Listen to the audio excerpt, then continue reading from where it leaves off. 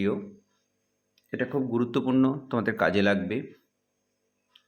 খুব রিসেন্ট মাধ্যমিকের ইংরেজি পরীক্ষা হয়ে গেল।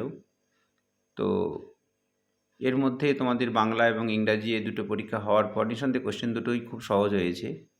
আমি তো ইংরাজি পরীক্ষার যে প্রশ্নটা দেখলাম সেটা নিঃসন্দেহেই খুব সহজ, এবং আশা করি তোমরা অনেকেই খুব ভালো মার্কস পাবে, অনেকেই ফুল মার্কসও পেয়ে যাবে। তো যাই হোক, আমি ইংরাজি কোশ্চেনটার একটা প্রবাবল আনসার তৈরি করার চেষ্টা করেছি, যাতে তোমরা এই কোশ্চেনটা দেখে বুঝতে পারো, আনসারগুলো দেখে, যে তোমরা কে কত পেতে পারো।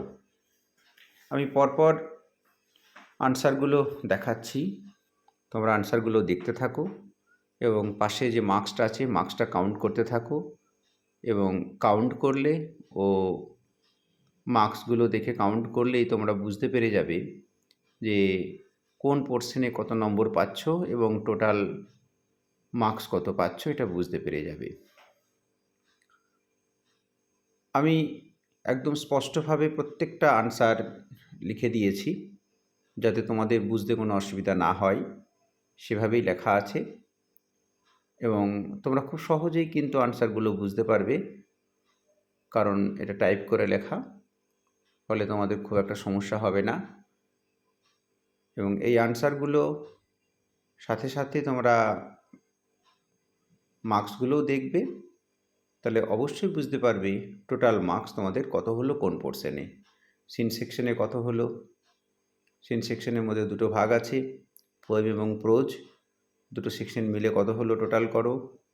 নেক্সট আনসিন যে সেকশন, সেই আনসিন সেকশনে তুমি কত পেলে দেখতে পাবে, টোটালটা করে নাও। গ্রামার সেকশন, টোটালটা করে নাও।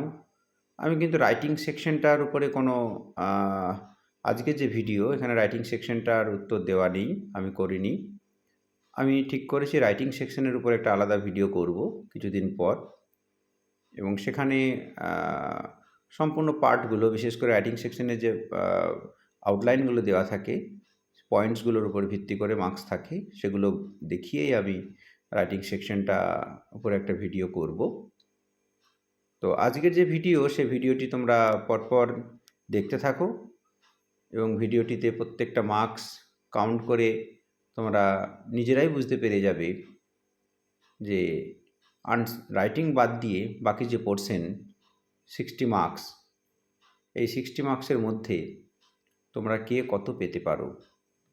এবং রাইটিং সেকশনের ক্ষেত্রেও তোমরা একটা কনসেপ্ট অলরেডি পেয়ে যাবে, আমি ভিডিওতে না দিলেও তোমরা মোটামুটি কনসেপ্ট পেয়ে যাবে কে কত পেতে পারো। আমি যখন ভিডিওটা দেবো রাইটিং সেকশন, তখন আরও ক্লিয়ার কনসেপ্ট হয়ে যাবে কত পেতে পারো।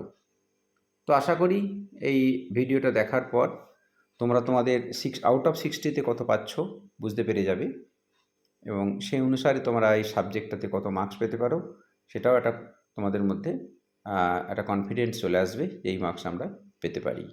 আর বিশেষ করে তোমাদের একটা বেশ চিন্তা থাকে যে গ্রামার সেকশনে মার্কসটা একদম কে কেমন পেতে পারো। বিশেষ করে গ্রামার সেকশনের যে আনসিন সেকের শব্দ বাছাই থাকে, সিমিলার মিনিং, সেটা নিয়ে খুব তোমরা একটা বেশ দুশ্চিন্তার মধ্যে থাকো। সেটাও দেখে নিতে পারবে যে কার কটা ঠিক হলো, এবং সেক্ষেত্রে মার্কসটাও তুমি কনফার্ম করতে পারবে।